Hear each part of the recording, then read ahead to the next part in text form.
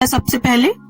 और देखिए, अगर आप व्रत ना भी कर पाए तो निर्जला एकादशी के दिन भगवान विष्णु का इस तरह से पूजन जरूर करें।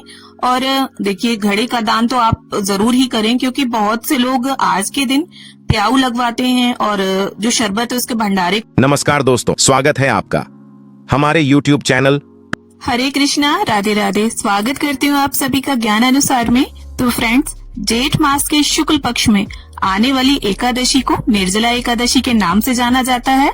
यह एकादशी वर्ष की सभी एकादशियों में से सबसे कठिन और बड़ी एकादशियों में से एक मानी जाती है। इस दिन भगवान विष्णु का पूजन किया जाता है और जल का दान किया जाता है। और जो साधक निर्जला एकादशी का व्रत पूरे नियम के साथ करते हैं, वो अगर पूरे साल की एकादशियों का व्रत ना भी रहे तो इस एक एकादशी के व्रत करने से उन्हें पूरे साल की एकादशियों का जो पुण्य फल है वो प्राप्त होता है। तो चलिए निर्जला एकादशी की पूजा की विधि देखते हैं।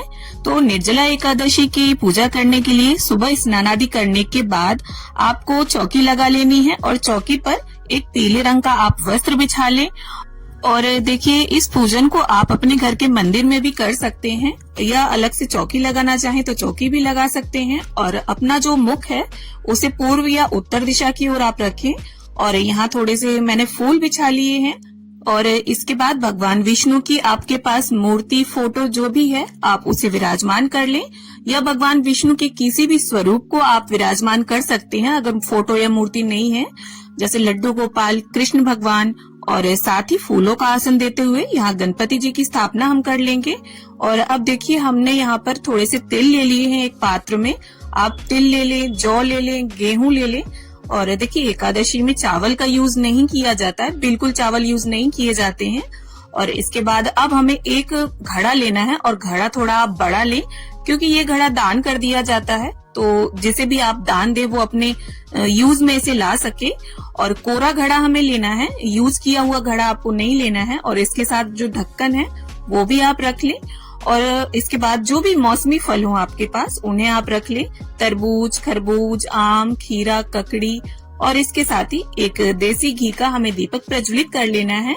और इसके बाद थोड़ा सा जल और फूल की सहायता से हम स्नान की भावना से गणपति जी को, श्री हरि विष्णु को, माता लक्ष्मी को और चौकी का शुद्धिकरण कर लेंगे।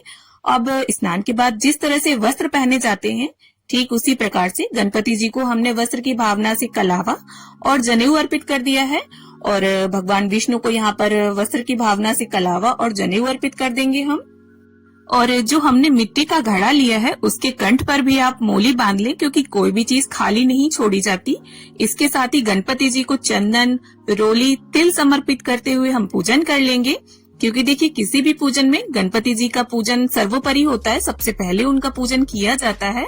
और इसके साथ यहाँ देखिए, गुड़हल का फूल है मेरे पास, तो गणपति जी को मैं वो अर्पित कर दूंगी।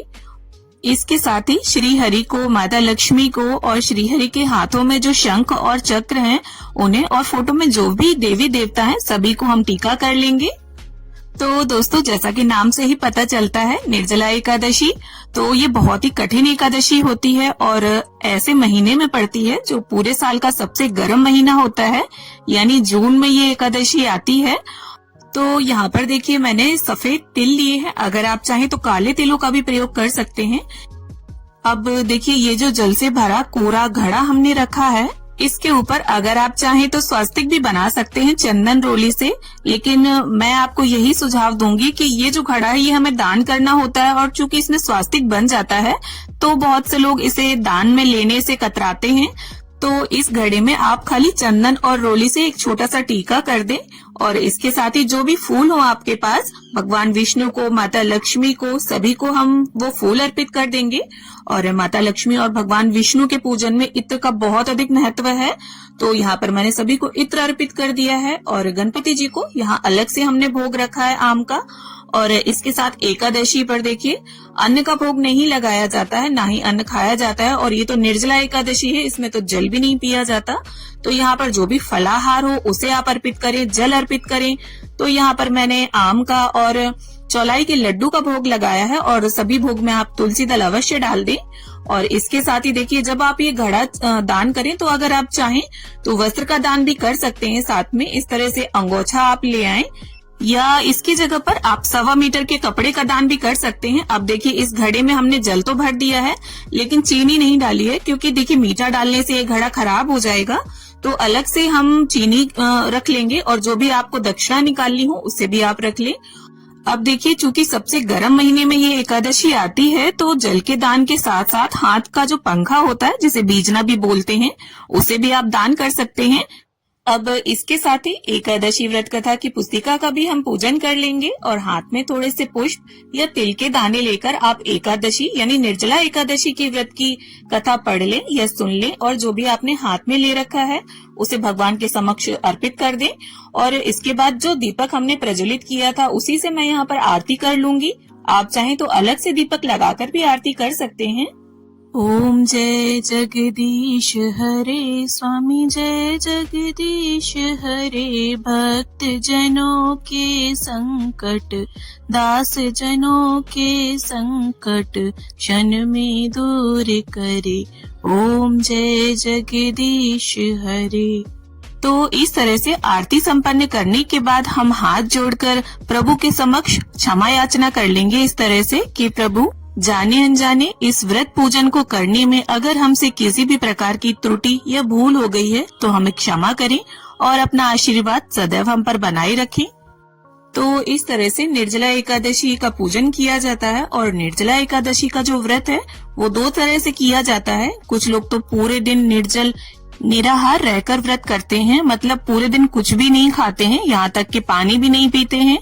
तो अगर आप इस तरह से व्रत करते हैं तब तो सर्वोत्तम है। और पूरे साल की एकादशियों का व्रत अगर आप ना भी रहें तो इस तरह से अगर व्रत रह लेते हैं ये निर्जला एकादशी का, तो पूरे साल की एकादशियों का पुण्य फल आपको प्राप्त हो जाता है। लेकिन अगर आप निर्जल पूरे दिन नहीं रह सकते हैं तो आप इस तरह से भगवान विष्णु का पूजन करके मीठे जल का दान करने के बाद शाम के समय नींबू का या आम का शरबत या खाली पानी में चीनी डालकर आप उसे ग्रहण कर सकते हैं। और देखिए इसमें मीठे जल का ही यानी शरबत का ही दान किया जाता है और शरबत ही ग्रहण किया जाता है सबसे पहले। और देखिए अगर आप व्रत ना भी कर पाएं तो निर्जला एकादशी के दिन भगवान विष्णु का इस तरह से पूजन जरूर करें। और देखिए घड़े का दान तो आप जरूर ही करें, क्योंकि बहुत से लोग आज के दिन प्याऊ लगवाते हैं और जो शरबत है उसके भंडारे करवाते हैं। और कई लोग देखिए जो अनाथ आश्रम है, वृद्धाश्रम है, वहाँ पंखे वगैरह का दान करते हैं, मतलब जो गर्मियों में हमें राहत दें, इस तरह की चीजों का दान किया जाता है। तो अगर हम ज्यादा कुछ ना भी कर पाए तो कम से कम हमें जल का दान तो अवश्य करना चाहिए। और उस जल को आप घड़े में भर लें, वाटर बॉटल में भर लें और किसी भी कन्या को या ब्राह्मण को या सुयोग्य पात्र को आप इसे दान कर सकते हैं। और एकादशी की तिथि पर चावलों का दान नहीं किया जाता है, द्वादशी वाले दिन चावल दान किए जाते हैं। और तुलसी पत्ते भी आप देखिए एकादशी